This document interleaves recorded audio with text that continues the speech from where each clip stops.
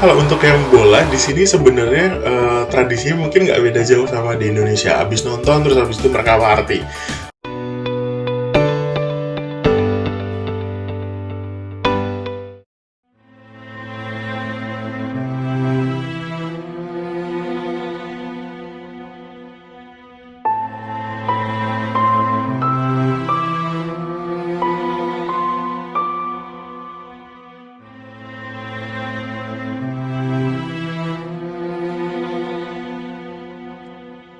Selamat datang di Paramedik, sedikit santai berisik, kadangkala mendidik. Oke, halo semuanya. Welcome back to my channel. Jadi hari ini kita akan membahas tentang apa ya? Tentang kehidupan teman-teman yang berada bukan di Indonesia, tetapi dia berada di luar Indonesia, tepatnya di negara bagian UK ya Mas ya? Betul, ada di United Kingdom, lebih tepatnya ada di Northern Ireland. Oke, ini bersama senior saya yang juga dosen saya dulu ketika kuliah di Undip. Mungkin bisa perkenalkan dirinya Mas? Ya, nama saya Azam Davi Saifullah. Kalau kemarin sempat ngajar di Universitas Diponegoro untuk keperawatan, sekarang saya bekerja di Universitas Gadjah Mada di divisi keperawatan jiwa. Begitu. Kalau di sana itu kemarin dia lockdownnya per tanggal berapa sih Mas? Dua kali ya, ada 2 kali ya, dibuka tutup dan ditutup lagi. Itu per tanggal berapa sih Mas? Jadi tanggal 20 kalau di UK itu sekolah, terus kemudian semua public services sorry. Jadi di tanggal 20 beberapa fasilitas umum kayak pub, theater, cinema dan beberapa hal termasuk taman dia ditutup sementara. Terus habis itu tanggal 23 pemerintah mengumumkan lockdown. Jadi mungkin ini tadi aku udah bilang bulannya belum sih? Tanggal 20. Sorry, gue ulang lagi aja kali ya. Boleh. Jadi tanggal 20 apa sih? Oh, jadi tanggal 20 Maret kampus-kampus itu sudah mulai tutup, termasuk pub, kemudian cinema, dan fasilitas umum lainnya itu sudah mulai tutup. Tapi pemerintah sendiri baru mengumumkan bahwa Inggris itu lockdown itu pada tanggal 23 Maret begitu. Jadi mungkin udah 2 bulanan kali ya sekarang. Respon awalnya gimana Mas masyarakat sana? Respon awalnya nggak beda jauh dengan negara-negara lain. Respon awalnya sama dengan negara-negara lain yang pada tanggal 20 itu pada diumumkan siang hari itu, sorenya pada berbelanja, terus kemudian kita sama panic buying, kalau misalnya banyak teman-teman sebut itu sebagai panic buying. Terus kemudian tanggal 23 nya juga ada gelombang yang sama untuk panic buying, karena kita kayak mempersiapkan work from home-nya bagaimana. Terus sebenarnya nggak cuma buying doang, tapi juga kita mempersiapkan nanti kerja di rumah bagaimana. Jadi pada berbelanja untuk alat-alat kayak kerja di rumah gitu-gitu. Soalnya per 15 Mei United Kingdom itu angka kematiannya melewati Italia 33.000. Ya, sangat disayangkan sekali bahwa angkanya terus naik gitu ya. Tapi kita perlu lihat ini yang aku lihat dari tren kenaikan kasus-kasus di UK belakangan ini ada gelombang di mana kasus-kasus yang naik yang COVID-19 di UK itu lebih di care home setting, atau kalau misalnya di bahasa Indonesia itu ada di perawatan lansia, either itu senior citizen home atau nursing home. Jadi ada klien-klien COVID-19 yang di sana dan kemudian meninggal. Seperti yang kita tahu bahwa kasus COVID-19 lebih mematikan atau lebih lebih parah pada lansia. So kita mempertimbangkan itu juga bahwa kasusnya lebih banyak di lansia, terus kemudian banyak yang meninggal di situ. Apalagi kalau misalnya di care home setting, ketika udah ada satu, terus kemudian ada transmisi lokal, containmentnya mungkin akan lebih cepat ya untuk tracingnya, tapi mereka frail, mereka perlu banyak dukungan untuk medis, sehingga itu yang mungkin menyebabkan angkanya jadi naik banget begitu. Kan kalau di sana itu apa ya, ada peran aktif mahasiswa nggak sih dalam memberikan sumbangsinya lah untuk pemerintah terhadap COVID ini?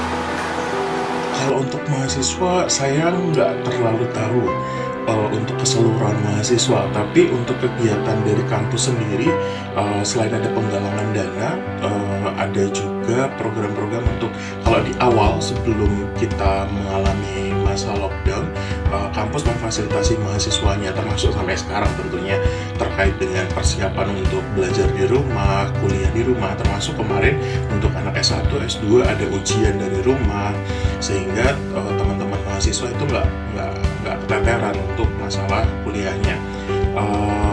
Tapi untuk yang sekarang, kemarin ada beberapa proyek dari universitas, salah satunya adalah untuk penelitian terkait dengan impact dari COVID-19 ke mahasiswa, baik itu S1, S2 maupun S3. S3 itu nanti ada berbagai macam impact-nya. Terus kemudian kalau untuk mahasiswa sendiri dari QSIS, mereka mau mengadakan kayak konser amal begitu untuk penggalangan dana untuk COVID-19 ini begitu. Kalau untuk mahasiswa keperawatan dan juga kedokteran, kemarin sempat saya dengar bahwa mereka-mereka yang sudah lulus begitu ya, lulus dari pendidikan, mereka dihubungi oleh pihak rumah sakit, terus kemudian untuk nanti bisa bekerja di situ atau sebagai volunteer di situ. Karena ada salah satu teman saya yang PhD, bukan salah satu, ada dua yang kemarin, satu bidan dan satu perawat, mereka berdua dihubungi untuk bisa memberikan sumbangsi di rumah sakit ataupun di unit-unit tertentu yang membutuhkan bantuan.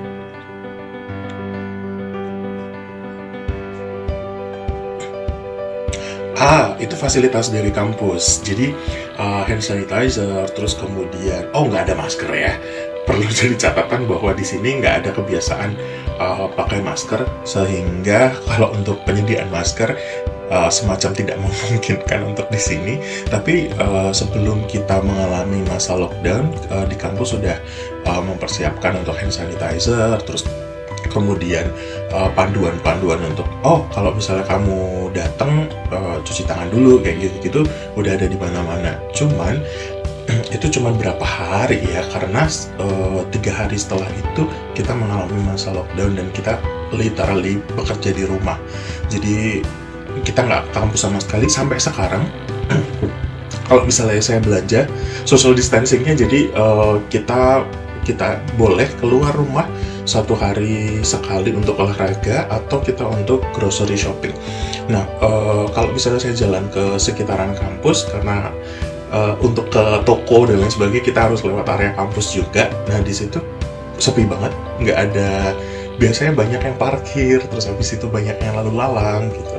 Nah, kalau sekarang dia sepi banget, nggak ada kegiatan belajar mengajar juga. Kan kalau Dosennya di sini juga mereka kerja dari rumah gitu. Kalau untuk info terkait di sana ada badannya nggak sih mas? Kan kalau sini kan Kemenkes tuh melalui jubirnya, dia tiap hari update tuh hari segini, besok segini. Kalau sana ada nggak sih badannya? Kalau di sini semua informasi kita bisa dapat dari pemerintah. Jadi tiap hari ada report dari pemerintah. Kalau kemarin sebelum Boris Johnson sakit terkena infeksi coronavirus, Boris Johnson yang selalu ada di situ, beliau selalu ada di situ untuk melaporkan keadaan terkini ataupun measure terkini atau rencana ke depan. Terus kemudian didampingi sama ahli kesehatan sama somebody else yang mereka memang terkait dengan situasi COVID ini atau situasi pandemi ini. Kalau sekarang Boris Johnson masih melaporkan, tapi update-nya lebih terkait dengan measures ke depan. Jadi kalau beberapa hari yang lalu, mungkin sebagai informasi ya, sekarang kita take video ini tanggal 15 ini tanggal 15 apa 16 ya? 15. Nah, Oh, 16. Nah, beberapa hari yang lalu, saya lupa tepatnya tanggal berapa, ada informasi bahwa UK sedang mempersiapkan untuk dibuka kembali. Tapi dibuka kembali itu juga bertahap. Jadi nggak yang, oke, kita langsung buka semuanya, begitu. Baru sekolah dulu, terus kemudian itu pun tetap ada protokol something yang harus diterapkan ketika nanti dibuka. Pub, terus kemudian fasilitas umum lainnya itu baru dibuka sekitar bulan Oktober. Jadi sangat bertahap sekali. Kalau untuk di sana, KBRI ada itunya nggak sih, memberi info atau gimana? Oh ya, perlu saya tambahkan tadi, informasi itu dari pemerintah dan juga NHS. NHS itu kayak BPJS-nya di Indonesia kali ya, asuransi kesehatannya di UK, terus kemudian penyedia layanan kesehatannya juga, sehingga informasi itu ada di dua, dia dari government dan juga dari NHS. Nah, untuk informasi itu bisa diakses tiap hari, update-nya di website mereka masing-masing. Oke Mas, pertanyaan berikutnya, kan di sana kan ada kedutaan besar Indonesia kan? KBRI. Untuk KBRI sendiri, mereka mengadakan semacam jalur koordinasi. Saya juga tergabung di situ, dinamakan Forkom COVID kalau nggak salah, Forum Komunikasi untuk Coronavirus. Di situ ada perwakilan dari cabang-cabang PPI itu Perhimpunan Pelajar Indonesia. Kebetulan saya jadi kontak person untuk di Belfast atau di Northern Ireland, lebih jangkauan lebih luasnya. Kemudian banyak dari negara lain juga, maksudnya negara bagian lain kayak dari Scotland, terus kemudian dari Wales, ada perwakilannya di situ. Tiap-tiap kota yang ada orang Indonesianya, either itu pelajar maupun WNI yang tinggal di situ. Informasi yang sampai sekarang, kalau sebelum Ramadan, kita lebih banyak informasi terkait dengan update terkininya kayak gimana. Terus kemudian ada yang dari Ireland juga, mereka sering lapor, situasi di Ireland kayak gini, terus kasusnya naiknya segini, dan lain sebagainya. Kalau sekarang udah Ramadan, programnya jadi makin luas lagi gitu. Programnya kayak ada iftar bareng-bareng gitu-gitu. Jadi iftar atau iftar something, sehingga kita bisa ketemu sama banyak orang di situ. Termasuk sebelum Ramadan kemarin itu sempat ada informasi dari KBRI.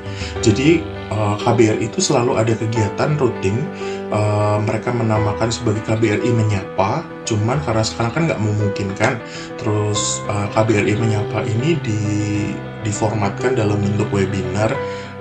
Jadi kita bisa ketemu langsung sama mereka via virtual.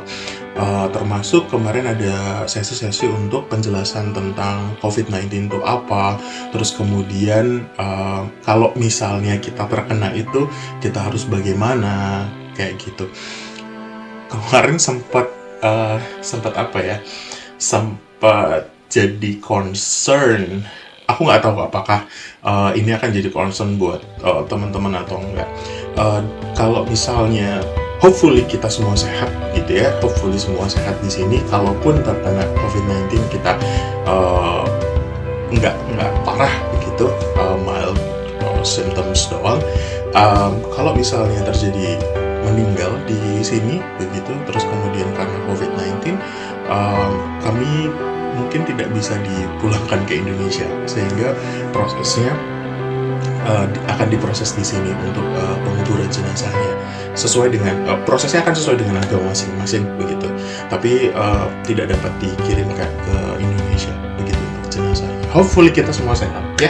Jadi mohon doanya untuk teman-teman yang, kalau saya rasa ini nggak cuma berlaku di UK, tapi di banyak negara lain di mana teman-teman banyak belajar ataupun tinggal ataupun mencari nafkah di situ. Itu juga kayaknya yang menjadi pertimbangan banyak TKI yang dipulangkan, terus kemudian mereka banyak memilih untuk oke, saya pulang saja. situasinya kan nggak menentu begitu ya. Jadi banyak teman-teman yang memilih untuk pulang. Ya, kondisi ini untuk para orang-orang daripada pulang kampung itu dan udara tetap aja. Betul. Iya, tapi dengan Saya agak prihatin protokol. dengan situasi di Indonesia juga. Bukannya apa-apa. Kalau misalnya kita lihat bahwa orang tua kita itu kan udah sepuh ya, maksudnya sudah berusia begitu. Kenapa sih kita nggak menjaga mereka dengan just stay at your home. Kalau misalnya mau bilang tuh kayak gitu, udahlah, lu diem aja di tempat lu masing-masing, terus habis itu lu masih punya tabungan, gunakan itu untuk mencukupi kehidupan kamu. Terus kalau misalnya lu nggak ada penghasilan, there are so many opportunity to earn money, nggak cuma dengan kerja fisik di luar gitu. Jadi aku agak prihatin dengan situasi ini. Tapi pertimbangan orang kan banyak banget ya. Balik lagi, pertimbangan orang banyak banget, dan mungkin mereka juga sudah mempertimbangkan nanti amannya bagaimana pada saat pulang dan lain sebagainya. Tapi yang kejadian sekarang kan nggak kayak gitu. Soalnya di ibu kota ini pas ditanya, ya saya ngapain lagi di sana? Tempat kerja saya ditutup, saya libur, terus saya ngapain di sana? Daripada memilih untuk balik lagi orang masing-masing. Iya sih. Pun di sana, pun di Terminal 1 sama 3 Soekarno Hatta pada udah buka semua. Kalau keramaian masih ada. Tapi kalau di Inggris sendiri kan itu yang terakhir Liga Inggris kan mau diadain lagi. Berpotensi untuk Potensi menambah untuk dibuka lagi itu di bulan Oktober, itu dipertimbangkan untuk dibuka lagi. So siap-siapnya mungkin agak lama kali ya untuk yang Liga Inggris dan lain sebagainya. Informasi itu bareng sama informasi yang kemarin. Jadi sekitar bulan Oktober dipertimbangkan untuk dibuka. Makanya kan penantian panjang supporter bola di sana kan itu. Akan sedikit terobati lah. Soalnya 30 tahun. Berapa puluh tahun Liverpool harus akan gelar, mereka sedang berada di puncak, dan ketika itu dibilang oke, kita stop bola, tidak ada juara, ya mereka mungkin akan bisa berakibat keributan lah ya. Tapi kalau dilakukan mereka juara, mereka kumpul-kumpul pesta party, ya tetap aja potensi. Betul sekali. Penularannya. Ya, semoga Karena kalau untuk yang bola di sini sebenarnya tradisinya mungkin nggak beda jauh sama di Indonesia. Abis nonton terus habis itu mereka party. Jadi kalau misalnya abis kayak gitu, pop rame banget.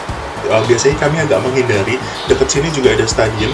Kalau misalnya habis ada bola gitu ya, maksudnya ada pertandingan di situ, biasanya kita menghindari untuk ke cafe ataupun pub gitu. Mungkin ada sedikit, kok ke pub gitu sih? Di pub bukannya minumnya alkohol doang? No. Pub di sini mungkin berbeda dengan persepsi pub di Indonesia. Pub di sini ya tempat untuk nongkrong begitu. Jadi kalau di Indonesia nongkrongnya di cafe, di sini nongkrongnya di pub. Di situ memang ada alkohol, tapi ada juga minuman yang lainnya. It's just soda atau minuman lemon juice. It's available there. So mungkin kalau misalnya ada teman-teman yang di luar negeri, terutama yang daerah UK ataupun US, lo mau kemana? Ke pub, itu buat nongkrong. Jadi kadang-kadang itu nggak party yang kayak di pub Indonesia gitu. Semua aman aja. Pun nanti sampai seperti selesai bisa balik ke tanah air yang selamat ya Mas ya. Apapun, maksudnya situasi apapun yang kami alami di luar negeri itu terjadi sama kami gitu. Tapi I have to say that yang terjadi di Indonesia buruk atau enggak, kita mengikuti. Terus kemudian keluarga kami di Indonesia gitu. Jadi mau apa-apa kita pasti bakal balik ke Indonesia. So kita we really hope and pray that Indonesia will have a better situation and solve this problem with grace. Itu harapan dari semua teman-teman yang di luar negeri, apalagi di beberapa tempat kami belum bisa keluar dari negara. Ini Indonesia banget ya. Apapun yang terjadi, kalau bisa kamu sama keluargamu, begitu kan. Tapi itu kan nggak memungkinkan untuk sekarang. So kita selalu berharap bahwa we'll pass this. We're optimistic that we will pass this. Tapi how we pass this? I hope that we pass it with grace. Yep.